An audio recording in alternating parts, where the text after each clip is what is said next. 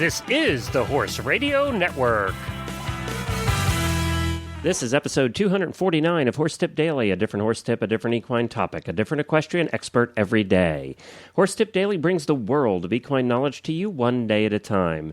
Today's tip is sponsored by Equestrian Collections. You can visit them at equestriancollections.com. Enjoy today's tip.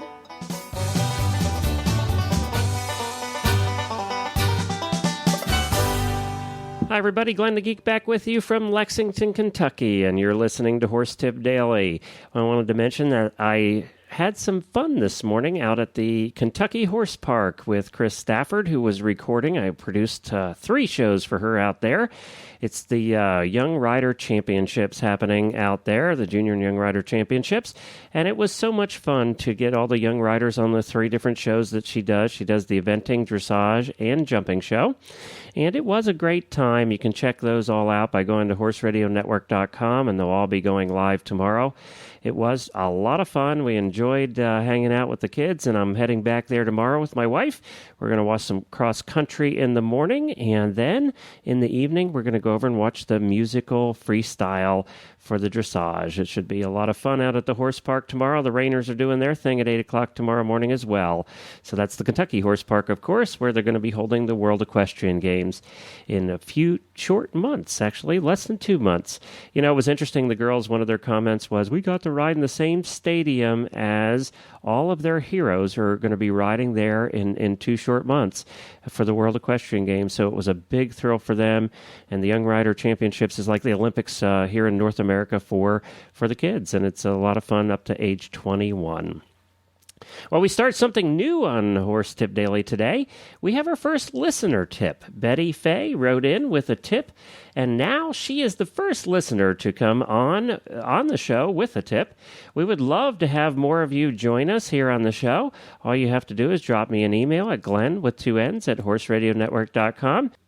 And let me know what tip you would like to share with everybody, and we'll try and get you on the show. So we appreciate Betty writing in. Betty has ridden, taught, and trained in all 3 disciplines, but she says she lost her heart to dressage. She says her students, 2- and 4-footed, taught her more than she taught them, and that's usually true when you're in the teaching profession. Her teaching style blends biomechanics, communication, and common sense. In addition, she has raised foals, operated a boarding and training stable, worked for a large animal vet, owned a tack shop, managed shows, riding day camps, a handicap program, and has written for equine publications in her 40-plus years with horses. And we're going to be back with Betty, who has apparently done it all, right after these words from Equestrian Collections. For over a year now, we've been telling you about all the cool things happening at Equestrian Collections and the variety and selection of products they have at fantastic prices. But today we want to talk to you a little bit about their social networking and what a community they have built on Facebook. If you go to Facebook and search for Equestrian Collections, you're going to find that over 20,000 fans are now following Equestrian Collections on Facebook. And the reason is they have a dynamic community built over there. You know, on most store sites, most company sites, on Facebook, we'll just promote product and things like that. That's not what happens on Equestrian Collections. Yeah, there's a little bit of that, but mostly it's the community sharing pictures, talking about stories, asking questions of each other. It's an active, vibrant community, like a little forum right there on Facebook. Search for Equestrian Collections on Facebook or stop over to equestriancollections.com for all of your horse and rider needs. And now, in our series of listener tips, we have Betty Fay. Well, hi, Betty, and welcome to Horse Tip Daily. Thanks, Glenn. This is fun. Well, I'm glad that you came on. You're actually the first one of our listeners that's coming on. You wrote in and had a tip, actually, and I wrote to you and said, well, you just can't do it by email. We got to get you on. So we would like to do more of this. If listeners out there have tips that they'd like to share with the horse world, they can just drop me an email at Glenn with 2 N's at horseradionetwork.com, and we would love for you to come on the show and do your tips as well, because people, I mean, you like hearing other quote-unquote regular people, the non-professionals, give tips as well, don't you? Oh, sure. Everybody's got good stuff to share. Yeah, and we've all been in the business a long time, so, you know, we all have learned stuff along the way, which is why you're here. So now tell us a little bit about yourself. What is your past with horses? Oh, I've been in horses a long time, over 40 years. Sometimes as a professional, I taught riding. I had a boarding stable. I had a tack shop for a while. Did a little bit of training, and we've done a lot of training of our own horses. Since moving to Colorado, I am a pleasure rider. I do dressage, but I haven't really competed in quite a long time. Most of my dressage is done on the trails these days. Yeah, there you go. There you go, and that's important too. So now, what shows do you listen to? Oh, as many as I can. I love them all. Oh, good. They're great. Well, good. I'm glad to hear that. It's hard for me to listen to them all anymore. It's just so many of them. And I have to review them all, but it's like, oh my gosh, it takes most of the week for me just to proof my own shows now. So we're glad that you're on, and you said you live in beautiful Colorado. Oh, it is beautiful. Warm, but beautiful. Now, Not humid. Are you at height out there, or are you in the valleys? Well, we're at about 5,500 feet, which That's is high not enough. height for Colorado, but it is for you guys. Yeah, it is. Yeah, most of us live at about 500 feet. So, well, that's great. I'm glad you're joining us. Have you noted, was there some adjustment with the horses out there at that height?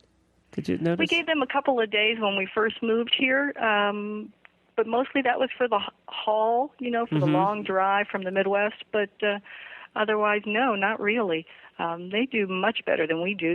They get a lot more exercise. They're a lot fitter. Yeah. Okay. But you have a beautiful place to trail ride out there, that's for sure. Oh, we do. It's just beautiful. We love it out here. Now, you responded to one of my wife's tips, and remind me which tip it was. Well, she had some great tips. All of them were really practical and handy, but the one that clicked with me because I'd had experience with it was when she talked about a horse that was a fence walker and how, a horse will rush up and down the fence and they get that rhythm going, and she was trying to figure out a way to break the rhythm. And so she used ground poles in a random fashion along the fence line to cause him to hesitate. Right. And it got the rhythm broke. Right. And now you wrote in and had an additional tip to that. I did. I used ground poles in a similar fashion for a different reason. We had a young pink gelding that he was coming along pretty nice. We were using him a little bit in the mountains. We just started trail riding on him. And he, these stock horses, they have such nice, quiet minds, and he was very sensible. But one day my husband was riding him, and he stepped over a real flimsy tree branch, and it popped up, and it smacked the horse in the belly. And the horse got frightened from it. He kind of not bucked, but, he got a little scared. And after that, he was really frightened about stepping over anything. It just kind of escalated. So I thought I would work with him from the ground at home over ground poles in the arena. And you set the ground poles up and here and there, make boxes, just things for them to step over. And he was doing okay. Then I raised him to about cavaletti height, 4 to 6 inches, and he bumped one with a hoof, not even his leg, a hoof, and he just came unglued. Huh. He was so frightened. I couldn't get him near any of the poles after that, no matter what I did, and I was trying to make this a good reinforcing session to get him over the fear. It just made it worse. And you said he was a paint? Yeah, he was a little pink gelding about They don't usually have these issues. I know. Just don't know what he got in his head, but it just got worse and worse. So you can't have a trail horse that won't step over. No, that's kind of hinders the progress. Yeah. You're left behind. So I figured we had to do something, so I took the poles and I put them in the corral. My horses would get fed in different corners of the corral, different stations. And around his feeding station, I put the poles down, and so that he had to walk over them to get to his feed. He's pretty quiet, he's pretty sensible. So I was still a little concerned about it. I stood off to the side at the other end of the corral, pick and poop. But I was keeping an eye on him and watched him when dinner time came. It took him about 30 minutes to work up the courage, but he figured it out for himself, and he did. And I left those poles there for about 2 weeks, added some to the area around the water trough, and he was never a problem after that. So he'll go over stuff on trails now? Yes, he was great. And, he figured it out for himself. That was the most important lesson. Yeah, I think let him that's the figure key it to out that. for themselves. Yes. And motivated by food. I mean, Yeah. he probably wouldn't have stepped over the post had he not been motivated by food. Very true. Yeah, Very he's true. getting hungry. Most of us will do that if we're motivated by food.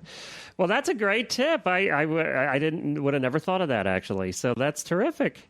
Well, thank you. Well, will you come back and do more tips with us? Oh, Because it sounds sure. like you've been around long enough to have a bevy of them in your portfolio there. Well, that would be fun. Thanks a lot. Well, thank you so much to Betty for being our first listener to provide a tip to the show. She was terrific, and we do hope that she comes back. And if you would like to provide your own tips on the show, you can contact me at Glenn with 2 N's at horseradionetwork.com. Also, we made an announcement just starting yesterday that we're actively seeking a co-host for a new show that will start in November. It's an exciting new show that will take the Horse Radio Network to a whole new level. We expect this new show will quickly become one of the most popular shows on the network. And as the host, one of the most popular media celebrities in the horse world. And we want to know, will that be you?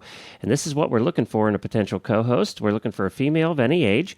We're looking for somebody who's fun, funny, lively, energetic, and has a happy personality. Somebody that's easy to get along with, has a horsey background, of course.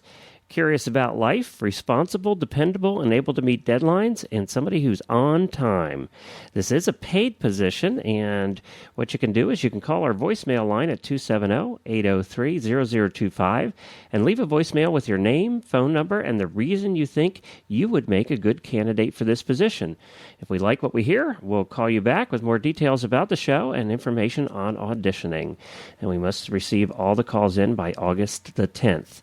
So if you want to learn more about this, you can also go to horseradionetwork.com and just click on the big banner in the middle of the page that says co-host needed. Will it be you?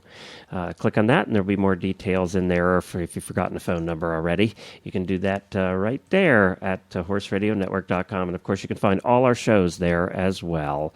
Again, we thank Betty for joining us today, and I just wanted to thank Chris for inviting me over to hang out with the kids and record her shows today. It was so much fun. We had a great time and got some great pictures out of it as well. So I'll be back again tomorrow with another new expert and a different horse tip. Until then, stay safe, everyone.